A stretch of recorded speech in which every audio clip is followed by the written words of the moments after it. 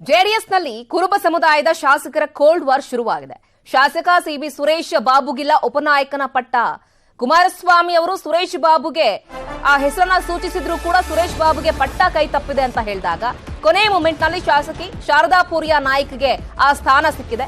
ಶಾಸಕ ಸುರೇಶ್ ಬಾಬು ಅವರಿಗೆ ಉಪನಾಯಕನ ಪಟ್ಟವನ್ನ ತಪ್ಪಿಸಿದ್ರ ಹಾಗಾದ್ರೆ ಇಲ್ಲೊಬ್ರು ಅಂತ ಪ್ರಶ್ನೆ ಬರ್ತಾ ಇದೆ.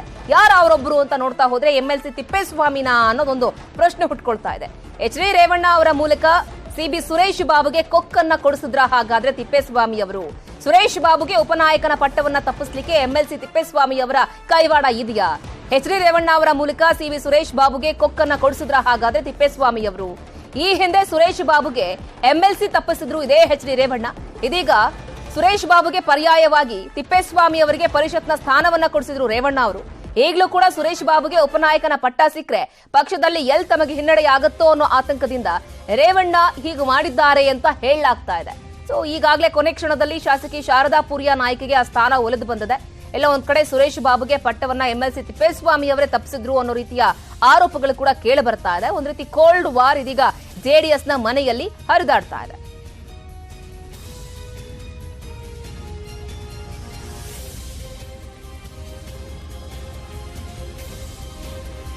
ನೋಡಿ, ಒಂದ್ ಕಡೆ ಜೆಡಿಎಸ್ ನಲ್ಲಿ ಎಲ್ಲವೂ ಸರಿ ಇಲ್ಲ ಅನ್ನೋದು ಪದೇ ಪದೇ ಪ್ರೂವ್ ಆಗ್ತಾ ಇದೆ. ಈ ಹಿಂದೆ ವಿಧಾನಸಭಾ ಎಲೆಕ್ಷನ್ ನಿಂದ ಟಿಕೆಟ್ ಹಂಚಿಕೆ ಮಾಡೋದ್ರಿಂದ ಹಿಡಿದು ಅಲ್ಲಿ ಅಭ್ಯರ್ಥಿಗಳನ್ನ ಹಾಕೋದ್ರಿಂದ ಹಿಡಿದು ದೊಡ್ಡ ಮಟ್ಟದಲ್ಲಿ ಕುಮಾರಸ್ವಾಮಿ ಹಾಗೆ ರೇವಣ್ಣ ಅವರ ಮಧ್ಯೆ ವಾಕ್ಸಮರ ವಾಕ್ಪ್ರಹಾರಗಳು ದೊಡ್ಡ ಮಟ್ಟದಲ್ಲಿ ನಡೆಯಿತು. ಸೊ ಅಲ್ಲಿ ಬಹಳ ದೊಡ್ಡ ಮಟ್ಟದಲ್ಲಿ ಇವರಿಬ್ಬರ ಮಧ್ಯೆಯೇ ಕಂದಕ ಇದೆ, ಇವರಿಬ್ಬರಲ್ಲೂ ಏನು ಸರಿ ಇಲ್ಲ ಅನ್ನೋ ರೀತಿಯ ಬೆಳವಣಿಗೆಗಳಾಗಿತ್ತು. ಅದೆಲ್ಲ ಆದ್ಮೇಲೆ ದೇವೇಗೌಡರ ಮಧ್ಯಪ್ರವೇಶದಿಂದ ಅದೆಲ್ಲವೂ ಕೂಡ ತಣ್ಣಗಾಯ್ತು.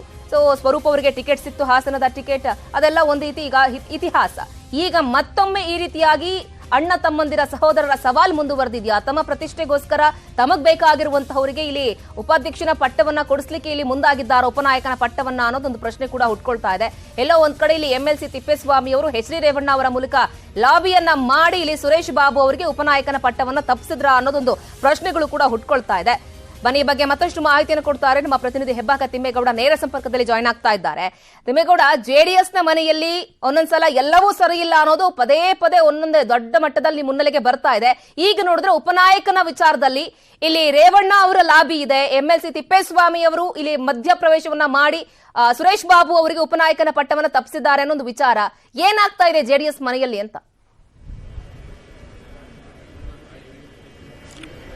ಜೆಡಿಎಸ್ ಮನೆಯಲ್ಲಿ ಎಲ್ಲವೂ ಸರಿ ಇಲ್ಲ ಅನ್ನೋದು ಈ ಮೂಲಕ ಒಂದು ಸ್ಪಷ್ಟವಾಗಿ ಗೊತ್ತಾಗ್ತಾ ಇದೆ ಶ್ರುತಿ. ಯಾಕಂತ ಹೇಳಿದ್ರೆ ನೋಡಿ, ಬಹಳ ಮುಖ್ಯವಾಗಿ ಮೊನ್ನೆ ಅಷ್ಟೇ ಸುದ್ದಿಗೋಷ್ಠಿಯನ್ನ ನಡೆಸುವಂತಹ ಸಂದರ್ಭದಲ್ಲಿ ಮಾಜಿ ಮುಖ್ಯಮಂತ್ರಿ ಹಾಗೂ ಜೆಡಿಎಸ್ ನಾಯಕ ಎಚ್ ಡಿ ಕುಮಾರಸ್ವಾಮಿ ಅವರು ಅಂದ್ರೆ ಸುದ್ದಿಗೋಷ್ಠಿಯ ಕೊನೆ ಹಂತದಲ್ಲಿ ಒಂದು ಮಾತನ್ನ ಹೇಳ್ತಾರೆ.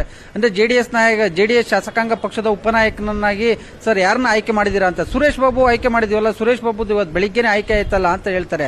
ಆದ್ರೆ ಈ ಸಂದರ್ಭದಲ್ಲಿ ಪಕ್ಕದಲ್ಲಿದ್ದಂತ ಎಂಎಲ್ಸಿ ಶರವಣ್ ಅವರು, ಇಲ್ಲ ಸರ್ ಶಾರದಾ ಪೂರ್ವ ನಾಯ್ಕ ಅವರು ಆಯ್ಕೆಯಾಗಿದ್ದಾರೆ, ಶಾರದಾ ಪೂರ್ವ ನಾಯ್ಕ ಅವರಿಗೆ ಲೆಟರ್ನ ಕೊಟ್ಟಿದ್ದಾರೆ ಅನ್ನುವಂತ ನಿಟ್ಟಲ್ಲಿ ಒಂದು ಏನು ಪಕ್ಕದಲ್ಲಿ ಇದ್ದಂತ ಸಂದರ್ಭದಲ್ಲಿ ಹೇಳ್ತಾರೆ. ಹೌದಾ, ಅದ್ರ ಬಗ್ಗೆ ನನಗೆ ಗೊತ್ತಿಲ್ಲ, ಚೆಕ್ ಮಾಡಿ ಹೇಳ್ತೀನಿ ಎನ್ನುವಂತ ನಿಟ್ಟ ಕುಮಾರಸ್ವಾಮಿ ಅವರು ಹೇಳ್ತಾರೆ. ಅಂದ್ರೆ ತನ್ನ ಅತ್ಯಾಪ್ತರಾಗಿರ್ತಕ್ಕಂಥ ಶಾಸಕ ಸಿಬಿ ಸುರೇಶ್ ಬಾಬು ಅವರಿಗೆ ಕೊನೆ ಹಂತದಲ್ಲಿ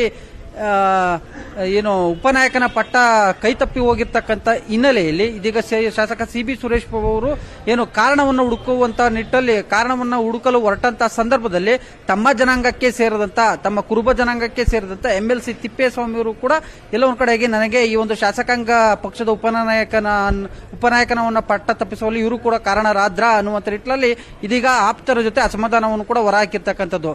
ಯಾಕಂತ ಹೇಳಿದ್ರೆ ಇಬ್ಬರು ಒಂದೇ ಜಿಲ್ಲೆಗೆ ಸೇರಿದಂತವ್ರು, ಅಂದ್ರೆ ತುಮಕೂರು ಜಿಲ್ಲೆಗೆ ಸೇರಿದಂತವರಾಗಿರ್ತಕ್ಕಂಥ ಹಿನ್ನೆಲೆಯಲ್ಲಿ ಇಬ್ಬರು ಕೂಡ ಒಂದೇ ಸಮುದಾಯಕ್ಕೆ ಸೇರಿರ್ತಕ್ಕಂಥ ಹಿನ್ನೆಲೆಯಲ್ಲಿ ಎಲ್ಲೋ ಒಂದ್ ಕಡೆಗೆ ಪಕ್ಷದ ವರಿಷ್ಠರ ಮಟ್ಟದಲ್ಲಿ ಹಿಡಿತವನ್ನ ಸಿಬಿ ಸುರೇಶ್ ಬಾಬು ಅವರು ಹಿಡಿತವನ್ನ ಸಾಧಿಸ್ತಾರೆ ಅಂತ.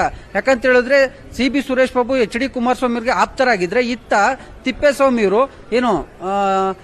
ಎಚ್ ಡಿ ಕುಮಾರಸ್ವಾಮಿ ಅವರ ಸಹೋದರ ಜೆಡಿಎಸ್ ನಾಯಕ ಎಚ್ ಡಿ ರೇವಣ್ಣ ಅವರಿಗೆ ಅತ್ಯಾಪ್ತ. ಸೊ ಹೀಗಾಗಿ ಎಚ್ ಡಿ ರೇವಣ್ಣ ಅವರ ಮೂಲಕವಾಗಿ ದೇವೇಗೌಡರ ಗಮನಕ್ಕೆ ತಂದು ಸಿಬಿ ಸುರೇಶ್ ಬಾಬು ಅವರಿಗೆ ಈ ಒಂದು ಉಪನಾಯಕ ಪಟ್ಟವನ್ನು ತಪ್ಪಿಸಿ ಶಾರದಾ ಪೂರ್ವ ನಾಯ್ಕ ಅವರಿಗೆ ಬೆಳ್ಳಂಬೆಳಿಗ್ಗೆ ಒಂದು ಶಿಫಾರಸು ಪತ್ರವನ್ನ ನೀಡಿ ಅವರನ್ನ ಅಧಿಕೃತವಾಗಿ ಘೋಷಣೆ ಮಾಡಿಸುವಲ್ಲಿ ತಿಪ್ಪೇಸ್ವಾಮಿ ಅವರು ಯಶಸ್ವಿಯಾಗಿದ್ದಾರೆ ಅಂತ ಹೇಳಲಾಗ್ತಾ ಇದೆ. ಸೊ ಹೀಗಾಗಿ ಅಸಮಾಧಾನಗೊಂಡಿರ್ತಕ್ಕಂಥ CB ಸುರೇಶ್ ಬಾಬು ಅವರು ಕುಮಾರಸ್ವಾಮಿ ಸೇರಿದಂತೆ ತನ್ನ ಆಪ್ತ ಬೆಂಬಲಿಗರ ಜೊತೆ ಈ ಒಂದು ಅಸಮಾಧಾನವನ್ನ ತೋಡ್ಕೊಂಡಿದ್ದಾರೆ ಎನ್ನಲಾಗ್ತಾ ಇದೆ. ಒಟ್ಟಲ್ಲಿ ಹೇಳ್ಬೇಕು ಅಂದ್ರೆ ಈ ಒಂದು ವಿಚಾರವಾಗಿ ಇದೀಗ ಕುರುಬ ಶಾಸಕರಿಬ್ಬರ ಕೋಲ್ಡ್ ವಾರ್ ಬೀದಿಗೆ ಬಂತ ಈ ಮೂಲಕವಾಗಿ ಎನ್ನುವಂಥದ್ದು ಇಲ್ಲಿ ಸ್ಪಷ್ಟವಾಗಿ ಗೊತ್ತಾಗ್ತಾ ಇದೆ. Shruthi. Okay Thimmegowda, thank you. ಈ ಕ್ಷಣದ ಕಂಪ್ಲೀಟ್ ಅಪ್ಡೇಟ್ಸ್ಗೆ